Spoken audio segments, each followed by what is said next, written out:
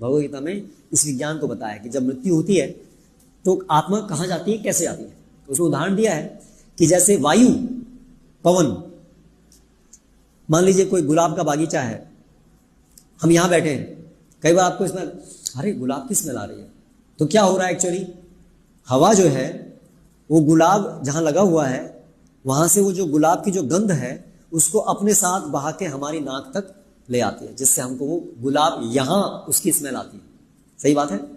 तो उसी प्रकार से जब मृत्यु होती है तो आत्मा अपने साथ सूक्ष्म शरीर को घसीट के ले जाती है।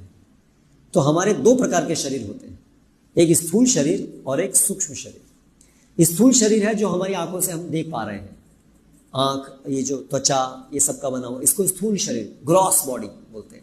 लेकिन इसके अंदर एक और शरीर है जिसको लिंग शरीर भी बोलते हैं, जो मन, बुद्धि और मिथ्या अहंकार का बना होता है। ये सूक्ष्म भौतिक तत्व है, ये स्थूल भौतिक तत्व है, अर्थ, वाटर, फायर, एयर, ईथर, ये ग्रॉस मेटीरियल एलिमेंट्स हैं। लेकिन इनके बियॉन्ड और 3 मेटीरियल एलिमेंट हैं जो सूक्ष्म है, जिसको आंखों से नहीं देख सकते। वो है मन, बुद्धि और मिथ्या अहंकार। मिथ्या अहंकार मतलब अवर फॉल्स सेंस ऑफ आइडेंटिफिकेशन, मैं ये हूं, मैं कौन हूं, ये जो हम अपनी पहचान बनाते हैं, ये भी एक एलिमेंट है मिथ्या अहंकार। तो ये 3 चीज मिलाकर के सूक्ष्म शरीर बनाते हैं। जब हम मरते हैं हमारा स्थूल शरीर मरता है, सूक्ष्म शरीर नहीं मरता है। सूक्ष्म शरीर मरता है जब हम इस भौतिक जगत को छोड़ करके भगवत धाम जाने के योग्य बन जाते हैं, जन्म मृत्यु के चक्र से निकल जाते हैं, तब सूक्ष्म शरीर भी मर जाता है। फिर केवल आत्मा भगवत धाम जाती है।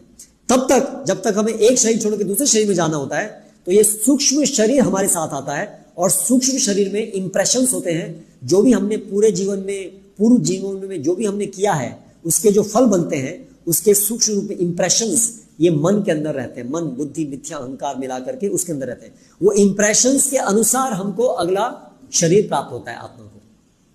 तो ये विज्ञान है जिससे कि हमें नेक्स्ट बॉडी, किसी को सुअर की योनि मिलेगी, किसी को बिल्ली, किसी को पेड़ पौधे, किस आधार पे, कर्म के सिद्धांत के अनुसार जो भी हम कर्म कर रहे हैं उसका एक फल है जो हमारे सूक्ष्म शरीर में इंप्रेशन जिसका पड़ता रहता है।